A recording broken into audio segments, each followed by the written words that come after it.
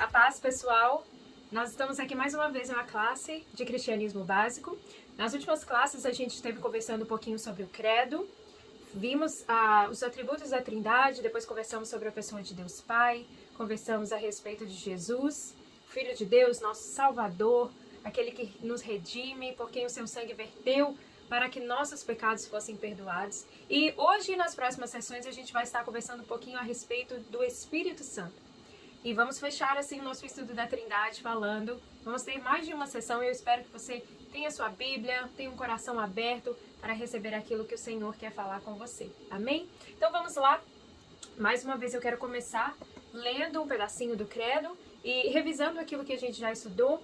Esse é o credo apostólico, tá? Creio em Deus Pai, Todo-Poderoso, Criador do céu e da terra, e em Jesus Cristo, seu Filho unigênito, nosso Senhor, o qual foi concebido pelo Espírito Santo, nasceu da Virgem Maria, padeceu sob o poder de Pôncio Pilatos, foi crucificado, morto e sepultado, desceu ao mundo dos mortos, ressuscitou no terceiro dia, subiu ao céu e está sentado à direita de Deus Pai Todo-Poderoso. Então nós vimos sobre isso, esses foram os assuntos das nossas últimas duas aulas, e aí a gente continua. De onde Jesus virá para julgar os vivos e os mortos, creio no Espírito Santo. Então, a gente vai estar conversando um pouquinho sobre o Espírito Santo, esse amigo presente, esse ser que mora no nosso coração, e é ele que nos ajuda a viver uma vida de santidade, isso é, para aquele que deseja agradar a Deus. E eu espero que quando o Senhor olha para o seu coração, quando o Senhor olha para o meu coração, seja isso que ele veja, pessoas que estão realmente buscando, pessoas que desejam viver com o Senhor intensamente e também viver uma vida de santidade. Então lembre que o Espírito Santo pertence à Trindade, nós servimos a um Deus, e esse Deus é um Deus triuno ou trino, Deus Pai, Deus Filho, Deus Espírito Santo. E o Espírito Santo ele está presente desde a criação do mundo. Lembra lá quando a gente leu Gênesis capítulo 1, que a terra era sem forma e vazia, e o Espírito de Deus pairava por sobre as águas. Então ele está presente desde o Gênesis, e ele vai estar presente lá no finalzinho da Bíblia, que é um dos meus livros favoritos. Ninguém precisa ter medo do livro de Apocalipse, e na verdade o livro de Apocalipse, no capítulo 22, lá no final, encerra também falando sobre o Espírito Santo. No verso 17 a gente lê assim: o Espírito e a noiva dizem, vem. E todo aquele que ouvir, diga, vem. Quem tiver sede, venha, e quem quiser, beba de graça da água da vida. Então, lá o Espírito e a noiva dizem, vem. Então, o Espírito é aquele que cuida da noiva de Cristo, e lá no final, nós estamos aguardando a volta de Jesus. Então, o Espírito e a noiva dizem, vem, Senhor Jesus, Maranata, nós estamos te esperando. Então, o Espírito está presente desde o Gênesis até o Apocalipse. Então, a primeira coisa que a gente vai conversar, nós vamos conhecer um pouquinho do Espírito Santo. Quero que você abra comigo a palavra do Senhor em João 15, 26 e 27. Diz o seguinte, Jesus está conversando com seus discípulos. Ele fala, olha, quando vier o conselheiro que eu enviarei a vocês da parte do Pai, o Espírito da verdade, que provém do Pai, ele testemunhará a meu respeito. E vocês também testemunharão, pois estão comigo desde o princípio. Então aqui, Jesus está conversando com seus discípulos, está preparando seus discípulos para a sua partida, já está preparando o coração deles para passar, para eles verem a cruz, tudo que o sacrifício de Jesus, a sua morte, todo o seu sofrimento, a sua ressurreição, e eles começam a ficar tristes. E o Senhor Jesus fala, olha, não entristeça, não fiquem tristes, deixa eu conversar com vocês. Eu não vou deixar vocês sós. Eu enviarei da parte do Pai que estará presente. Quem é ele? É o Espírito Santo. É o Espírito da verdade, é o conselheiro. E é tão bonito a gente ver que Jesus está falando como que o Espírito ele vai estar consolando os seus discípulos, e esse é o papel do Espírito que ele continua fazendo até hoje com cada um de nós, nos consolando, nos exortando, e a gente vai ver um pouquinho mais a respeito disso. Então o mestre explica que quando ele for, virá o Espírito Santo. Quem é o Espírito Santo? O Espírito da verdade, que assim como Jesus, o Espírito Santo também vem da parte do Pai. E como nós sabemos que nós servimos apenas a um Deus, nós vemos que existe essa unidade, essa unanimidade entre Deus Pai, Deus Filho e o Espírito Santo. E o papel do Espírito Santo é dar continuidade à obra que Jesus iniciou. Veja ainda em João, um pouquinho depois do texto que a gente leu, em João 16, verso 13 a 14, Jesus diz: mas quando o Espírito da verdade vier, ele os guiará a toda a verdade. Não falará de si mesmo, falará apenas o que ouvir, e lhes anunciará o que está por vir. Veja que interessante. Jesus diz: o Espírito Santo me glorificará, porque receberá do que é meu e o tornará conhecido a vocês. Então, mais uma vez, Jesus fala aqui que o Espírito é o Espírito da verdade. E não somente ele é a verdade, quanto ele guia os discípulos de Jesus a toda a verdade. Ele não fala de si mesmo. Ele fala aquilo que ele ouve, coisas do Pai, ensinos de Jesus. E tenho certeza que muitas pessoas conhecem esse verso na palavra de Deus que diz que a letra por si mesmo, ela mata, mas o Espírito vivifica. O que isso quer dizer? Muitas pessoas que leem a Bíblia e não conseguem entender, mas de repente, não porque a Bíblia é difícil ou porque a Bíblia é complicada, mas talvez pela falta de intimidade, por não entender o contexto. E quantas vezes, quando a gente vai orar, esse deve ser o nosso costume, a gente orar e falar: Espírito, ministra ao meu coração, revela-me o que o Senhor quer dizer. E ali o Espírito traz vida, o Espírito vivifica, ele sopra esse sopro de entendimento. E às vezes uma passagem que você já leu tantas vezes, já ouviu tantas pregações, tem aquela coisa: poxa, parece que eu estou ouvindo isso pela primeira vez, poxa, clicou alguma coisa, é o Espírito trazendo vida a você. Então aqui, ainda nessa conversa entre Jesus e os discípulos, o mestre está dando continuidade à introdução que ele está fazendo a respeito do Espírito Santo.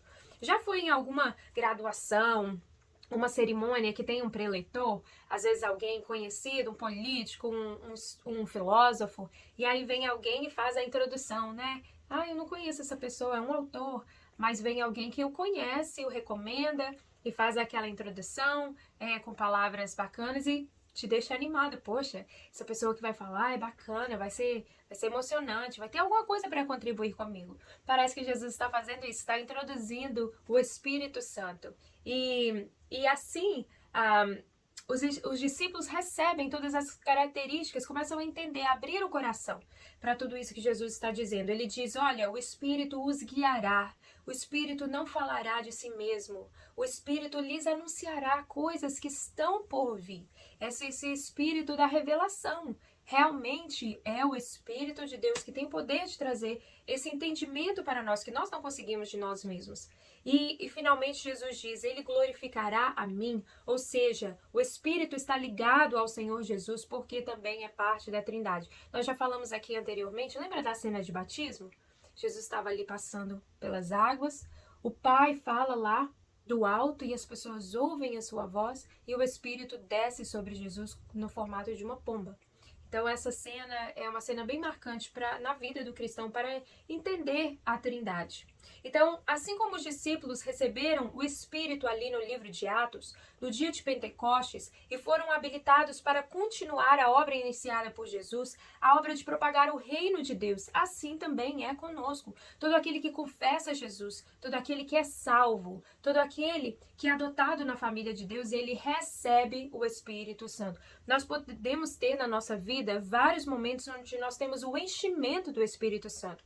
Mas eu quero falar aqui para você hoje que se você aceitou a Jesus, se você confessou no seu coração, você creu, então o Espírito Santo habita em você, ele mora no seu coração, ele está em você, o Espírito de Deus habita em você. Muitas vezes a gente escuta: eu não recebi ainda o Espírito Santo. Não, você tem, se você aceitou a Jesus, você tem o Espírito Santo. O enchimento, a intimidade com o Espírito Santo, ela continua. Mas você tem o Espírito Santo na sua vida. Romanos 8, 14, verso 16, Paulo nos diz o seguinte: porque todos os que são guiados pelo Espírito de Deus são filhos de Deus. E a gente falou bastante sobre isso quando a gente estava estudando 1 João, né? O próprio Espírito testemunha ao nosso Espírito que somos filhos de Deus. Então nós temos um Espírito que é o Espírito de vida, o Espírito que Deus soprou em nós, tá, pessoal? Todos recebem esse Espírito de vida, que se tornam almas viventes. Mas o Espírito de Deus, ele testemunha ao nosso Espírito. Então, quem tem o Espírito de Deus? Aquele que aceitou a Jesus, aquele que confessou, que no seu coração creu, e aquele que continua andando na luz. A gente vê hoje em dia, eu tenho falado muito sobre isso, que a gente vê muitas pessoas simpatizantes. né? Pessoas simpatizantes não são cristãos de verdade. Às vezes creem em Deus, às vezes têm fé, mas não caminham com o Senhor. Lembre sempre daquilo que a gente estudou em 1 João. Existe diferença entre andar na luz e andar nas trevas. A pessoa que anda na luz é perfeito? De forma nenhuma. Deixa de pecar? De forma nenhuma, mas ele estar na luz, ele reflete essa luz. E a pessoa que anda nas trevas, ele pode até dizer que anda na luz, mas João diz que se as suas atitudes não mostram e refletem essa luz de Jesus, então a pessoa é uma mentirosa, ou certa pessoa, ele está enganando a si mesmo e a verdade não habita nele. Por quê? Porque não tem o Espírito de Deus. Guarde isso no seu coração. Então, será que nós entendemos quem é o Espírito Santo? Será que nós entendemos que ele habita em nós? Será que temos sido sensíveis ao seu falar? Será que temos sido sensíveis ao seu agir? Precisamos deixar todo cristão, todo servo do Senhor, precisa deixar o Espírito trabalhar na vida de cada um de nós, pois é Ele quem nos ajuda a desfazer do velho homem, o homem carnal, que Paulo fala ali, aquele que está em Cristo, a nova criatura, as coisas velhas já passaram. Esse processo na nossa vida acontece através do Espírito Santo. E através dele também nós podemos conhecer e viver os planos e os propósitos do Senhor. Muitas vezes o Espírito Santo está ali nos falando, nos ensinando, ali dentro do nosso interior, mostrando o que devemos fazer, o que devemos falar, ou aquilo que a gente deve prosseguir, aquilo que a gente deve abandonar, e muitas vezes nós o ignoramos. E a palavra diz que quando a gente faz isso, nós entristecemos o Espírito Santo. Veja o que Paulo diz em Efésios 4:30. Ele diz: não entristeçam o Espírito Santo de Deus, com o qual vocês foram selados para o dia da redenção. Então, para quem quer andar no Espírito, é necessário desenvolver a sensibilidade para com o pecado.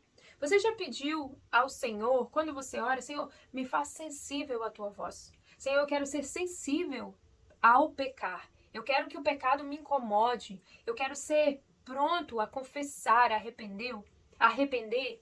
Essa deve ser a prática de cada um de nós. Será que quando a gente peca, a gente tem o hábito e a disciplina de confessar prontamente? Todos os nossos sentimentos, bem como o nosso andar no Espírito, dependem das nossas decisões.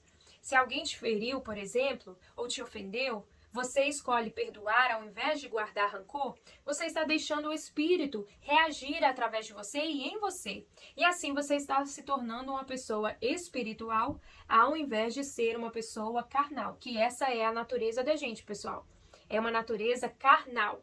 Ou seja, se alguém me ofendeu, a minha vontade é revidar, é me vingar ou pagar na mesma moeda. Mas o Espírito produz em nós algo diferente.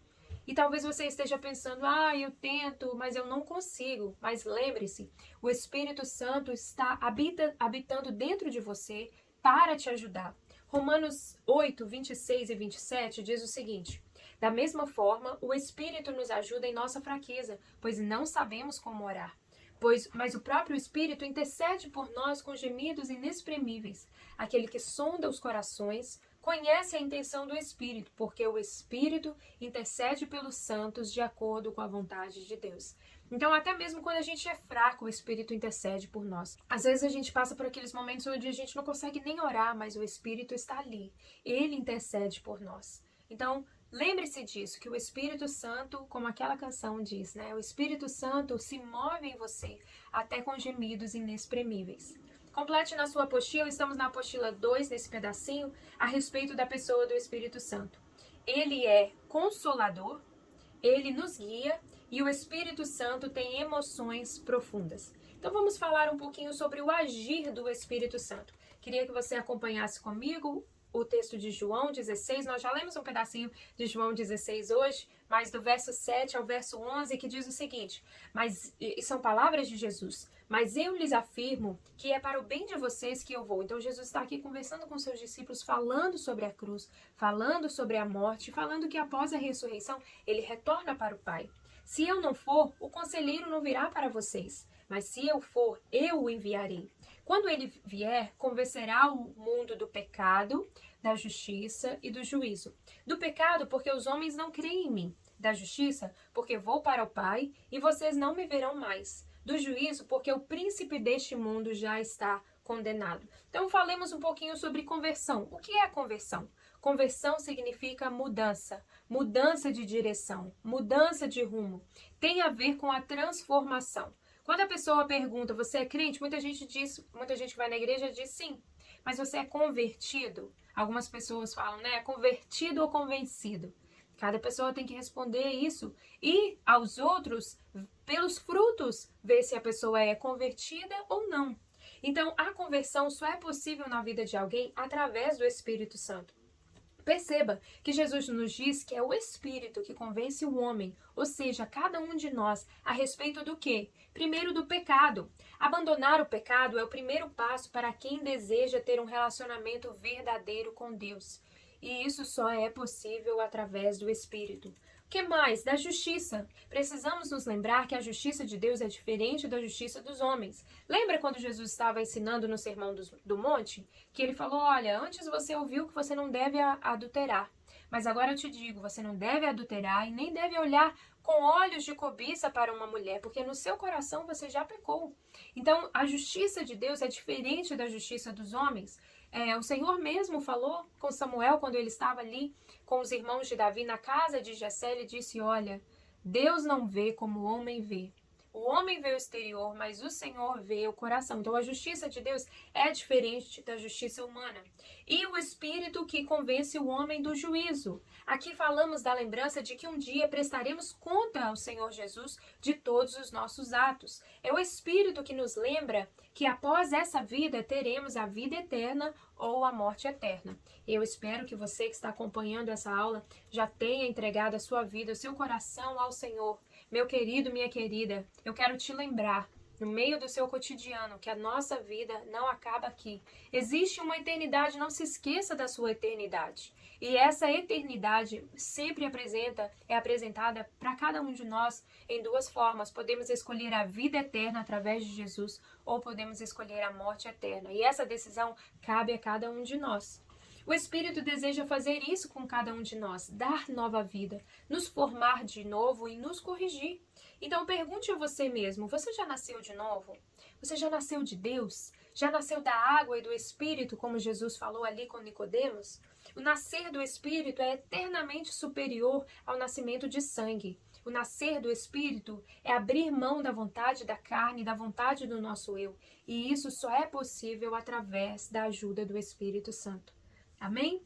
Um outro texto muito bacana que está em 1 Pedro, capítulo 1, verso 2, Pedro diz o seguinte, nós fomos escolhidos de acordo com o pré-conhecimento de Deus Pai pela obra santificadora do Espírito, para a obediência a Jesus Cristo e a aspersão do seu sangue. E a esses ele diz, graça e paz lhes sejam multiplicadas. Então, olha, nós conhecemos que Deus é um Deus santo, não é verdade? E como que a gente vai ter comunhão com Deus Santo se nós somos pecadores? Através da obra santificadora do Espírito, porque é Ele que nos ajuda a confessar os nossos pecados, a entender os nossos pecados, a abrir mão das nossas fraquezas para ter acesso a um Deus que é santo. Nós que somos impuros, alcançamos a pureza espiritual através da obra do Espírito Santo em cada um de nós. E como que a gente consegue isso? Obedecendo às palavras de Jesus. Então, medite nisso, medite na sua vida, deixa que o Espírito realmente faça isso. Esse texto vem nos lembrar que o Espírito é que realiza a obra da santidade, da santificação. O santificar não acontece apenas no dia que nós nos convertemos. É uma jornada diária, é passo a passo. É a mesma coisa quando você ficou o inverno todo em casa e vai chegando o verão e você quer malhar, né? Não adianta você colocar o seu tênis e falar, eu vou correr uma maratona e caminhar e correr 3 horas. Meu amigo, você não vai conseguir. O que precisa primeiro? Você fazer um pouquinho de cada vez. Você colocar a sua roupagem, um tênis bacana, uma roupa de malhar, fazer um pouquinho, consistente, todos os dias. E assim você vai entrar em forma. A obra da santidade, a obra do Espírito trabalhando em nós, santificação, é da mesma forma. É uma jornada diária, é um processo no qual nós caminhamos tentando ser iguais a Jesus. Mesmo que nunca alcançaríamos a perfeição, esse sempre deve ser o nosso alvo. Senhor, eu quero ser santo como o Senhor é santo. Então eu quero aqui te encorajar a buscar a santificação. Aliás, a palavra de Deus diz que sem santificação ninguém verá o Senhor. Então quando você orar, Desenvolva esse hábito, o hábito de dizer: Senhor, me ajude a ser santo. Espírito, me ajude a ser sensível à tua voz. Senhor, me dê um coração obediente. E junto com essa oração, sempre tem a sensibilidade de, às vezes a gente esquece que orar é falar e ouvir.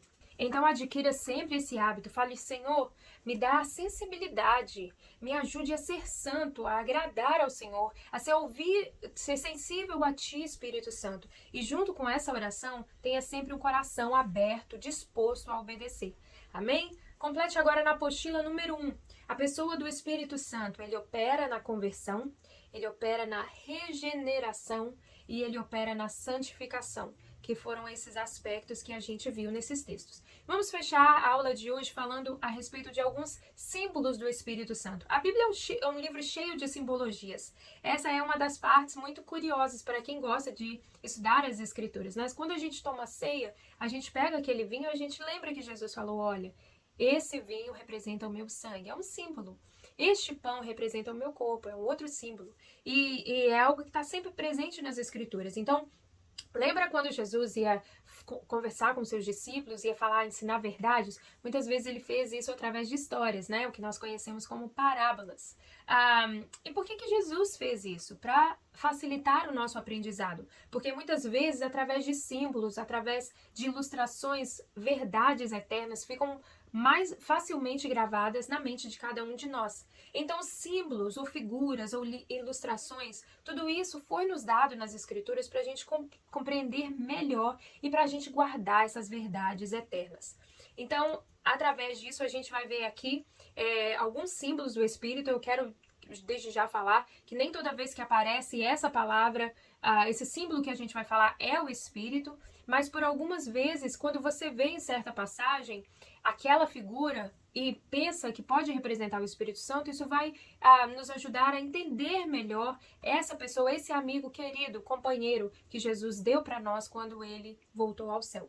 Então eu quero que você abra sua Bíblia em Atos 2, verso 3 e 4, é uma passagem conhecida, e diz o seguinte: e viram o que parecia línguas de fogo, que se separaram e pousaram sobre cada um deles. Todos, e aqui nós estamos falando dos discípulos que estavam reunidos. Lembra quando Jesus disse para eles: olha, ficai em Jerusalém até que lá do alto sejam revestidos. Então, Jesus foi levado aos céus e os discípulos estavam ali reunidos. E isso tudo acontece. Verso 4 diz que os discípulos ficaram cheios do Espírito Santo e começaram a falar noutras línguas conforme o Espírito os capacitava. Então, veja aqui que entrada bacana, a entrada do Espírito na história dos discípulos, na história da igreja primitiva, através essa linguagem, essa simbologia de línguas de fogo.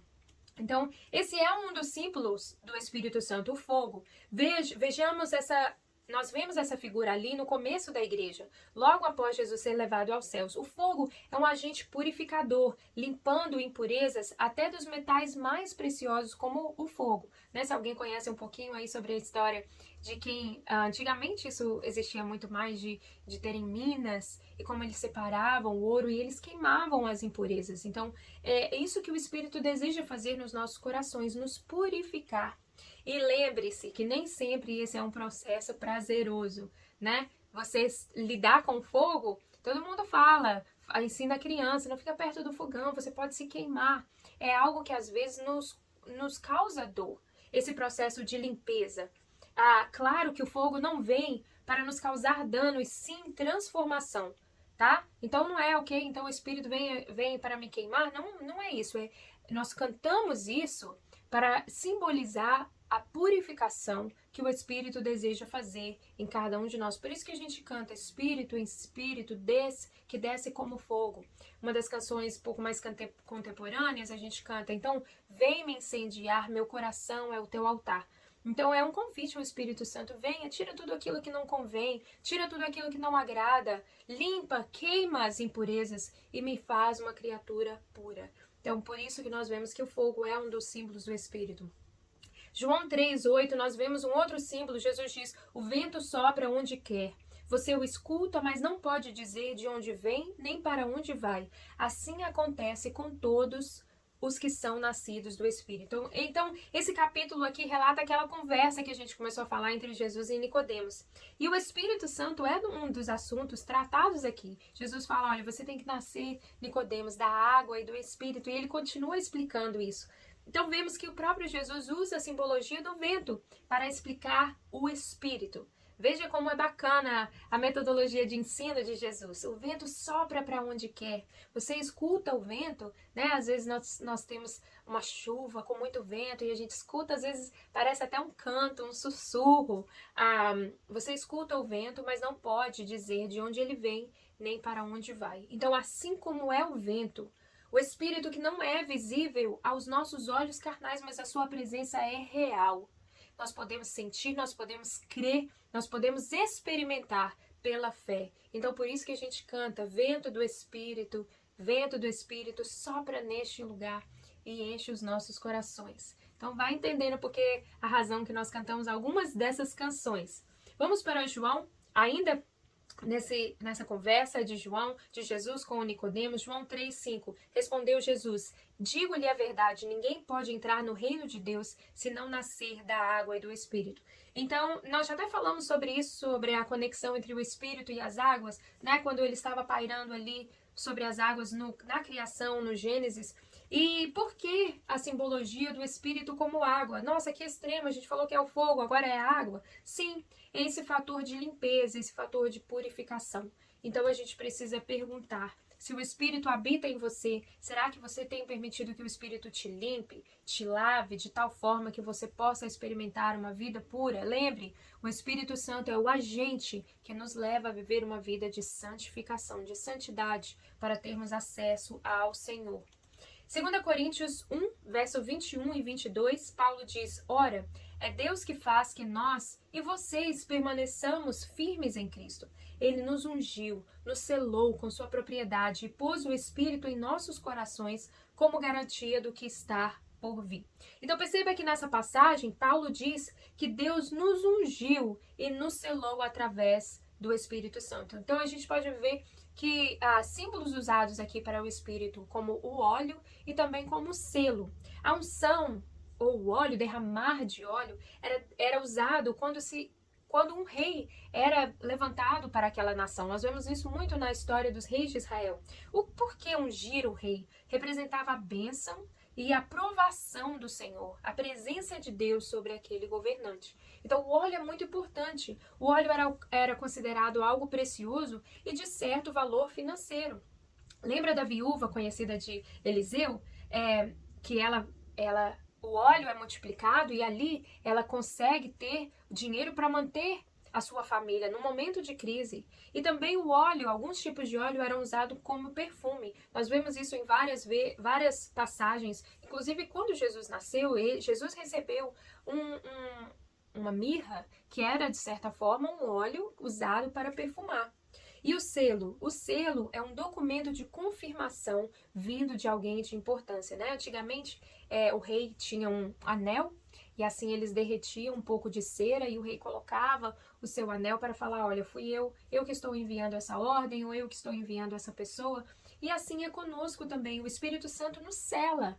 Quando? Quando nós entregamos a nossa vida a Jesus, afirmando assim a garantia da vida eterna como novo membro da família de Deus. Pense, por nós mesmos, nós não conseguimos herdar a vida eterna, merecer a vida eterna.